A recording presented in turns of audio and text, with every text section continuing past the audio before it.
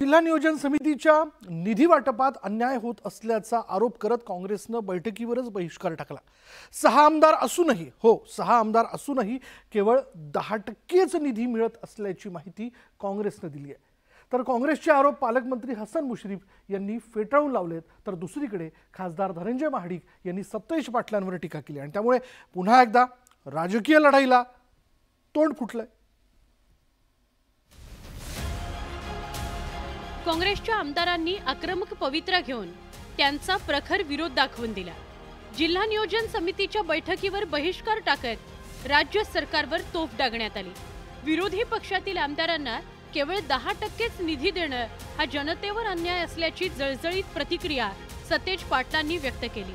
कोल्हापूर जिल्ह्यात काँग्रेसचे सर्वाधिक 6 आमदार आहेत, मात्र तुटपुंज निधी दिला जात असल्याने जनतेची कामं कशी करायची असा सवाल पाटलांनी उपस्थित केला।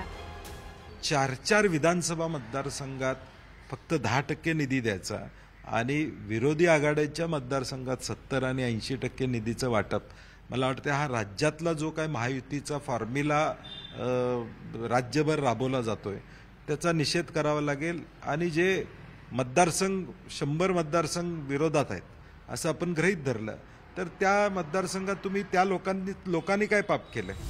सतेज पाटील यांनी सरकारला कोंडीत पकडण्याचा प्रयत्न केल्यानं खासदार धनंजय महाडिक यांनीही जोरदार उत्तर दिलं। तुम्ही पालकमंत्री असताना विरोधी आमदारांना किती निधी दिला होता असा प्रश्न त्यांनी उपस्थित केला। महाविकास आघाडीचं सरकार असताना 2.5 वर्षामध्ये 10% नाही 10 रुपये सुद्धा आम्हाला मिळाले नाहीत। आम्ही विरोधी पक्षामध्ये होतो, त्यामुळे त्यांना असा कुठलाही हट्ट आग्रह करण्याचा अधिकार नाही आहे। त्यांना लोकांच्या समोर जायचंच नाही आहे, त्यांना कामं करायची नाहीत आणि लोकांना सांगायचं चुकीच्या पद्धतीने की आम्हाला निधी मिळत नाही। 10% सुद्धा करोडो रुपये मिळतात। या सगळ्या वादात पालकमंत्री हसन मुश्रीफ यांनी पालकत्वाची जबाबदारी योग्यपणे सांभाळत वाद वाढणार नाही याची काळजी घेतली। काँग्रेसच्या आमदारांचा बहिष्कार नसून पूर्वनियोजित कार्यक्रमामुळे बैठकीला उपस्थित नसल्याचं सांगत त्यांनी वादावर पडदा टाकण्याचा प्रयत्न केला। बंटी पाटलांचं काही काम असल्यामुळे ते येणार नव्हते, म्हणून आपल्या गोंडस नावाखाली त्याने बहिष्कार हा शब्द वापरला असं मला वाटतंय।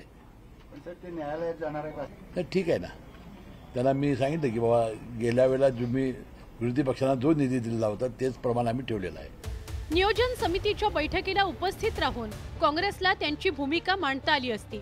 त्यांनी मांडलेले मुद्दे थेटपणे सरकारच्या प्रोसिडिंगवर आले असते, मात्र काँग्रेसनं बहिष्काराचं अस्त्र वापरून नेमकं काय साध्य केलं याचीच सध्या जिल्ह्यात चर्चा सुरू आहे। कोल्हापूरहून ज्ञानेश्वर साळोखेसह ब्युरो रिपोर्ट, न्यूज 18 लोकमत। एकीकडे हा सगळा वाद आणि दुसरीकडे राज्यातील तलाठी भरतीचा निकाल पुन्हा एकदा वादात सापडलाय। नॉर्मलायझेशन